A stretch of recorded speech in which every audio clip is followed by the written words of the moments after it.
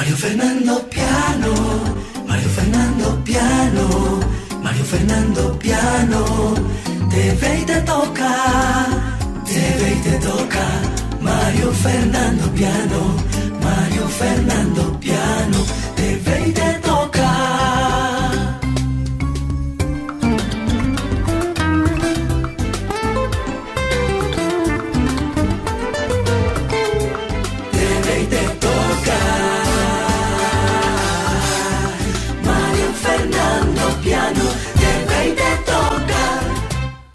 Amigos de Mario Fernando Piano, bienvenidos a este programa de opinión, el más antiguo de la televisión colombiana. Llevamos más de 1000 entrevistas que hemos realizado en los últimos años y en esta oportunidad tenemos a un joven, yo le digo joven, empresario que ha recogido lo que fue el ciclo vital, la historia de un gran empresario antioqueño pero vallecaucanizado como fue don Adolfo Aristizábal. Su nieto, Jorge Alberto, nos acompaña en esta oportunidad. Le damos la bienvenida, Jorge Alberto. Mario Fernando, buenos días. Muchísimas gracias por la invitación a Mario Fernando Piano. Gracias. Bueno, estamos grabando aquí un sábado con mucha bruma, no en la estatua de Belalcázar, en el pedestal de la estatua de Belalcázar, que posiblemente la van a colocar en próximos días. Bueno, Jorge Alberto, el día pasado usted hizo la presentación de un libro sobre don Adolfo Aristizábal. Esa presentación se hizo casualmente en el mismo sitio donde funcionó el Hotel Aristi, que fue uno de los íconos de nuestra ciudad, no solamente un ícono turístico, sino un ícono arquitectónico, de desarrollo social, etcétera, etcétera. ¿Cómo fue la idea suya de hacer este libro? Bueno, tuve dos motivaciones. La primera motivación, a mí me ha encantado el tema del entretenimiento, el mundo del cine, la televisión, los medios audiovisuales, y consideré que la historia de mi abuelo era muy interesante para llevarlo a un medio audiovisual. Entonces quería también aprender a escribir guiones y me aproximé a Hugo Suárez Fiat del Museo Caliwood. Le dije: Hugo, quisiera escribir un guión para hacer una historia basada en la biografía de mi abuelo. Y me dijo: Jorge, hacer un guión eso no es tan fácil, más vale organice la información y cuando la tenga organizada buscamos un guionista. Entonces yo dije, pues ya la información la había organizado en el año 2010 más o menos, cuando con el Hotel Aristi. Con mucha investigación, ¿cierto? Sí, sí, porque hubo el proyecto de sede de Industrias Culturales de Cali para que el Aristi fuera la sede durante el 2010 al 2015. Y con Fandi, que era el líder de esa entidad que manejó las industrias culturales de Cali, me pidió como hacer una especie de guión de en qué fecha estaba ocurriendo qué evento. Entonces ese ejercicio me obligó a recopilar mucha información que ya tenía y posteriormente la publiqué en el año 2012, entonces tenía el material ahí listo. Entonces luego de esta reunión con Hugo Suárez Fiat me dijo: porque tengo un amigo que ha escrito libros de él y también ayuda a otras personas a escribir libros, porque no se reúnen. Y entonces ahí apareció el editor del libro, que es Freisman Toro, un gran colaborador y editor, y ahí fue más fácil darle vida a este libro. Entonces la primera motivación fue el tema del entretenimiento y por eso se convirtió en libro, que sigue siendo material para continuar ese proyecto. Bueno, pero venga, yo le pregunto una cosa y lo interrumpo y me disculpa. ¿Qué amerita que don Adolfo Aristizábal haya sido víctima, entre comillas, de un libro? ¿Por qué? ¿Cuál es la historia de él, brevemente resumida? Bueno, es una historia que inspira a los jóvenes emprendedores de que los fracasos se pueden convertir en oportunidades. Entonces yo creo que eso es una identidad universal. O sea que don Adolfo Aristizábal, de un fracaso, encontró unas oportunidades. ¿Y cuál fue ese fracaso? Bueno, resulta que él, habiendo nacido en Santo Domingo, Antioquia, en 1887, aproximadamente en 1905, teniendo él 18 años, estaban en obras en el ferrocarril de Antioquia, que entre Medellín y Puerto Berrío, en el río Magdalena, y le encomendaron dar un discurso de bienvenida al presidente de la República de Colombia en ese entonces, que era el general Rafael Reyes Prieto. Y ahí hubo un incidente que está narrado en el libro y por ese incidente fue que salió de su pueblo. le fue mal tuvo pánico escénico. Sí, así fue. ¿Y él por qué termina en el Valle del Cauca? ¿Por qué termina inicialmente en Palmira y después en Cali? Bueno, de Santo Domingo salió primero a Silos Santander, trabajó en un estanco de recaudo de rentas departamentales, donde una pariente, luego... Estamos hablando de un hombre pobre. Sí, correcto.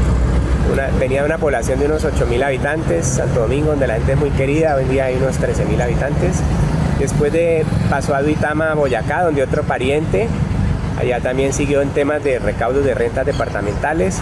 Luego lo llamó Pepe Sierra a Bogotá, que se ha ganado una licitación de rentas departamentales y allá trabajó en temas contables y de registros de inventario. Y a Palmira vino porque había también una persona de Santo Domingo, Antioquia, que vivía allá, y habían dos personas y uno de ellos se había casado con una persona muy importante de Palmira y lo acogieron para que trabajara en el almacén. ¿Cuántos años tenía? Al Valle del Cauca llegó en 1910, justo cuando estaba recién creado el departamento del Valle del Cauca, sí. O sea que en ese momento tendría unos 23 años. Soltero. Soltero. ¿Y cuándo comienza ese florecimiento empresarial de él? ¿En qué momento? ¿Qué hizo? ¿Qué hacía? Bueno, digamos que cuando estuvo en Silos Santander a sus 18 años, además de trabajar en un estanco, ya vendía cigarrillos por su cuenta. Entonces digamos que ahí hubo ya un primer emprendimiento. Pero ya en Palmira, con un socio de apellido Piedradita, montaron un almacén bajo el nombre de Aristizal y Piedradita el 16 de diciembre de 1916. Ok. Ahí empezó. Y entonces él comienza de comerciante. ¿Por qué fue llamado el rey del café? Bueno, en ese negocio de Palmira empezaban a comercializar café y también telas y productos importados. Una revueltería que llamaban. Sí, pero digamos que ya hubo una evolución de 1916, se había inaugurado el Canal de Panamá en 1914, el Ferrocarril del Pacífico en 1915, la carretera al mar pues sí fue un proceso de 1926 a 1946, pero la ciudad de Cali fue tomando una importancia bajo el punto de vista logístico porque el café se traía del norte del valle, del Gran Caldas, por el río Cauca, en vapores, llegaba a Huanchito, en tranvías también se traía a la ciudad de Cali y ya utilizando el nuevo ferrocarril del Pacífico de Cali al puerto de Buenaventura y de ahí exportar hacia la costa pacífica de Estados Unidos o cruzando el canal hacia la costa atlántica, Nueva York. Entonces Cali se fue volviendo importante para comercializar el café, se requerían bodegas de almacenamiento, bancos y en 1922 más o menos montó una trilladora de café con Aristizal y Piedradita. Luego una crisis cafetera en 1922. Pero hagamos una cosa, sí. Vamos a unos mensajes comerciales y ya volvemos. Ok, estamos aquí en Mario Fernando Piano. Es un trato, ¿no? Que deja de últimas para darte la pega. Arroz Sonora. Arroz real para gente real.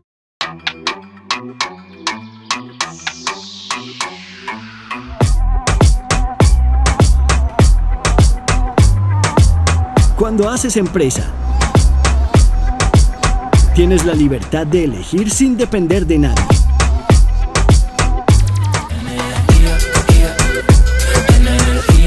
Bacano cuando la buena energía de tu empresa nos conecta a todos.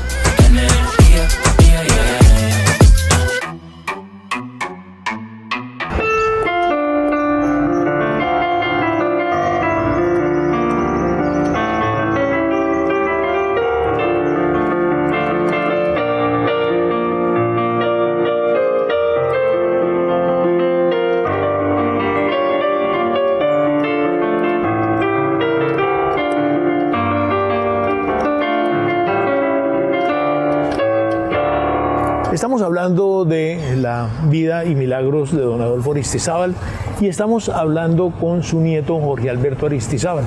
Íbamos en que monta una trilladora aquí en la ciudad de Cali y comienza a exportar café. O sea, él no sembraba café, él no era cafetero por así decirlo, pero él comenzó a exportar café. ¿Por qué tuvo tanto auge económico en esa actividad? Bueno, hubo una crisis cafetera en 1922 porque después de la Primera Guerra Mundial, cuando terminó en 1919, hubo un auge de los precios porque incrementó el consumo. El café, por ejemplo, pasó de 16 centavos de dólar la libra a 33, pero en 1922 hubo un conflicto laboral en el sistema de ferrocarriles norteamericano, se frenaron los canales de distribución, subieron los inventarios porque el consumo se paró. En ese momento los precios se desplomaron. Adolfo tenía un negocio que importaba mercancías, las distribuía en el Valle del Cauca, y por otro lado el café lo exportaba al exterior. O sea, él exportaba e importaba. Él exportaba café e importaba, recuerdo que los productos Philco, recuerdo que era el concesionario de Ford, Lincoln Mercury, etcétera, etcétera. Sí, entonces, en ese momento el mundo entró en un pánico, particularmente Colombia, y él se le ocurrió una fórmula magistral para sobrevivir esa crisis, que está descrita en el libro, pero de ese momento en adelante ya fue que impulsó mucho ser un comercializador de café independiente en el exterior. Y se volvió el gran comercializador de café. Bueno, pero adicionalmente a sus actividades comerciales también le paró muchas bolas a la propiedad raíz. Dejó una huella indeleble aquí con el Hotel Aristi, etcétera. ¿Cuándo comienza él a trabajar en la cuestión del urbanismo de la propiedad raíz? Bueno, probablemente él viajaba mucho por sus negocios, tal vez unos 6 meses al año se mantenía viajando en el exterior, a Estados Unidos, a Europa, veía una gran arquitectura, el crecimiento de las metrópolis, y él se enamoró mucho del Valle del Cauca y particularmente de su capital Cali, donde se había trasladado ya de Palmira a Cali, y quiso darle a Cali lo que Cali le había dado a él, y entonces inició en 1925, compró un lote por lo que se llamaba el Parque Colón, entre lo que es hoy en día la carrera 10 y las calles 11 y 10. Por la llamada Galería Central en su momento. Sí, correcto. Y ahí se demoró 18 años en inaugurar lo que se llama el edificio Hotel Columbus y Teatro Colón. El Hotel Columbus tenía una torre central de unos 7 pisos que en ese momento, tengo entendido, fue el edificio más alto de la ciudad. Que daba contra la calle 11. La calle 11, que con el Parque Santa Rosa. Correcto. Y entre tanto, entre 1943 y 1946 compró los predios aledaños que ya dan con frente hacia la calle 10, donde era pues, hoy en día el ingreso a lo que es el Teatro Aristi, ya convertido en centro comercial. Y ahí había un convento y empezó la construcción de lo que es el edificio Hotel Aristi y Teatro Aristi. Ese lo inauguró ya en el año 50 el teatro, y en el año 51 se completó el resto del edificio y entonces inauguró el Hotel Aristi. Era una belleza el Hotel Aristi. Todavía lo es. Y el teatro, recuerdo...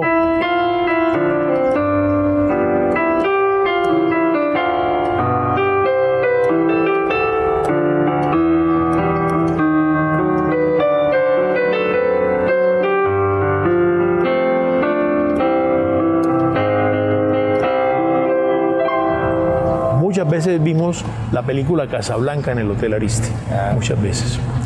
Y entonces se monta el Hotel Aristi, que le compite al Hotel Alférez, pero tenía el teatro y tenía también el grill, ¿cierto? Sí, el llamado grill, donde se presentaron pues infinidad de artistas. Pero también construyó otro edificio, el llamado Residencias Aristi. Sí, correcto. En el año 59 inauguró el edificio Residencia Aristi con 19 pisos de altura, eran apartamentos y comercio en el Está en ese momento ahí detrás, ahí se alcanza a ver, no sé si la bruma lo permita, pero se alcanza a ver algo. Sí, fue el edificio más alto de Colombia en ese entonces, en 1959, y dejó comprado los lotes donde posteriormente sus herederos entre los años 66 y 73 construyeron el edificio Torre y Parqueadero Aristi. Que también lo estamos viendo, ya muchísimo más alto, ¿cierto? Como 25 pisos. 25 pisos, con 114 apartamentos, un parqueadero muy funcional del orden de 400 puestos y 9 locales comerciales. Permítame decirle que ese parqueadero es maravilloso porque es un parqueadero más amplio. Actualmente estamos padeciendo, yo en alguna oportunidad me parqué por los lados de la Gobernación y pude subir el carro, pero no lo pude bajar. era estrechito, este es un parqueadero como Dios manda. Sí, ese fue un parqueadero diseñado por un ingeniero, Richard Rich, de los Estados Unidos, que ha hecho parqueaderos de 10.000 estacionamientos, trabajó con arquitectos muy reconocidos en Nueva York, en California, y se volvió muy amigo de un tío mío, y vino a Cali, venía de vacaciones, y también hizo otros parqueaderos en la ciudad de Cali, era un experto en eso. Maravilloso. Jorge Alberto, usted ha ido recopilando toda esta información de don Adolfo, un hombre que hizo hasta quinto de primaria y aprendió lógicamente a hablar inglés, aprendió a negociar, fue un hombre con una visión del mundo. ¿A qué le atribuye usted esa capacidad intelectual? Es decir, ¿de dónde sale eso? Bueno, a veces, como dicen, la necesidad es la madre de la invención. Entonces, una persona que quiere salir adelante, que sale de su pueblo natal por un incidente a abrirse un futuro, eso lo obliga a ser recursivo. Naturalmente tenía el talento de una inteligencia, serenidad, era estudioso en sus trabajos que tuvo en Bogotá con Pepe Sierra, manejar números, en Palmira con Juan de Dios Arias también pidió que le rebajaran el sueldo, pero que le enseñaran contabilidad, o sea que le gustaba prepararse para los negocios. Ese fue su camino. ¿Cuándo muere? Él muere en Panamá. Él murió en la ciudad de Panamá el 31 de diciembre de 1963, a los 59 años. Y el legado económico y el legado comercial lo prosiguieron sus hijos y lo han proseguido sus nietos. Es decir, ha sido una cosa muy, muy importante. Vamos a hablar en la parte final de Mario Fernando Piano acerca de ese legado. Ya volvemos con ustedes. Mario Fernando Piano. Es un trato, ¿no? Que deja de últimas para darte la pega. Arroz Sonora. Arroz real para gente real.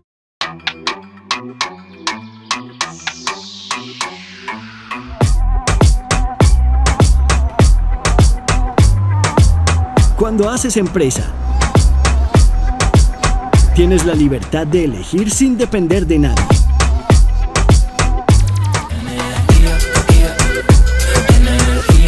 Bacano cuando la buena energía de tu empresa nos conecta a todos.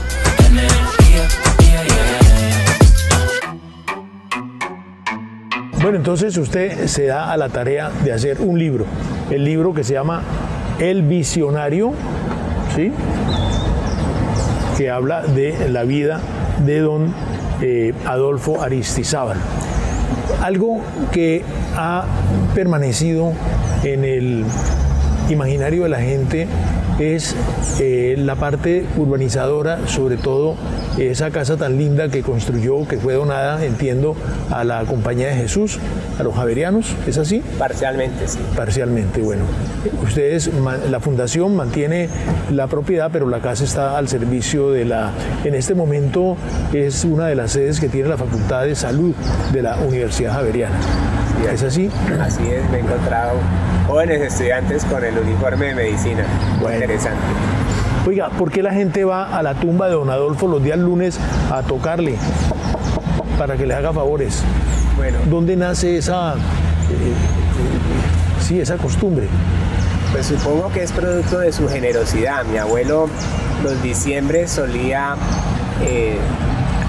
permitir una fila frente a su residencia en los altos del barrio Santa Isabel, donde a los niños se les daban juguetes y a los adultos se les daba dinero. Y varias personas de los barrios cercanos de Belén me han comentado esas historias.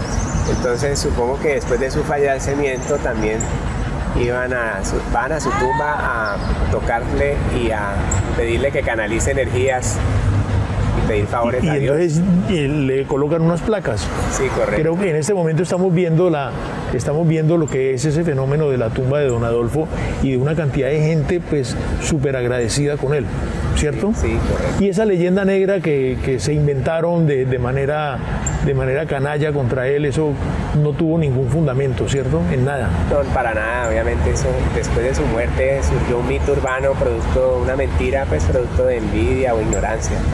Eso es así. Bueno, entonces el libro, ¿a dónde se consigue? Contemos a ver. Bueno, hay básicamente 2 canales de distribución. El primero es por Amazon. Sí. Está la versión digital y la versión libro impreso. Amazon tiene una tecnología que bajo pedido, quien hace un pedido se le imprime en su unidad y se la despacha. Y la segunda posibilidad, nuestra familia tiene un centro comercial de conveniencia llamado Cristales Plaza, en el oeste de la ciudad, sí, en la oficina de administración, por la prolongación de la avenida Circunvalación, sí, entre los barrios Los Cristales y Altos de Santa Isabel. Ahí muy bien, allí se consigue el libro. Y volvamos al comienzo de esta entrevista, Jorge Alberto. A usted le pica la cuestión del cine, ¿cierto? Sí. ¿Cierto? Sí. ¿Qué pretende usted hacer con este material de don Adolfo? Pues a ver, hoy en día hay muchos canales de televisión, programadoras alternativas, streaming, y todas estas programadoras y productores necesitan contenido, o sea, tener buenas historias que transmitir. Entonces, considerando que la historia de vida de mi abuelo es muy interesante, pues ahí hay una materia prima que se puede llevar a eso. En estos 20 y pico de días desde que se publicó el libro ya he tenido contacto con 3 productores, directores de cine y televisión en Panamá, México y Hollywood. Vamos a ver qué sucede con ese otro proyecto audiovisual. Hay un parecido entre don Adolfo y usted, ¿verdad? Pues todos tenemos nuestro parecido, las cejas. ¿Y usted sería capaz de personalizarlo? Yo tengo en mis peticiones, y llego a evolucionar con los derechos de autor en un proyecto audiovisual, que me den un papelito, como se dice, cameo, por allá en el fondo, de pronto en un almacén vendiendo mercancía, como por salir en la película. ¿Usted qué se dedica? Yo soy además de escritor y en temas inmobiliarios. Muy bien. Y sigue trabajando, lógicamente, en temas inmobiliarios. Inmobiliarios colaboro. Finalmente, ¿cuál pretensión tiene usted con esta narración de la vida de don Adolfo? Bueno, que quede una verdad que inspire a presentes y futuras generaciones, porque hoy en día está la información en las redes sociales, en el internet, y entonces es importante que ya esta historia también quede en el internet para que la gente pueda consultar esta historia de vida. Bueno, pues Jorge Alberto, muchas gracias por estar con nosotros aquí en Mario Fernando Piano, una entrevista muy mañanera. Usted es un gran madrugador, mucha suerte, y vamos a estar muy pendientes de la evolución de este libro, El Visionario, de Adolfo Aristizábal Llano. Muchas gracias por estar con nosotros, y a ustedes gracias por estar con Mario Fernando Piano.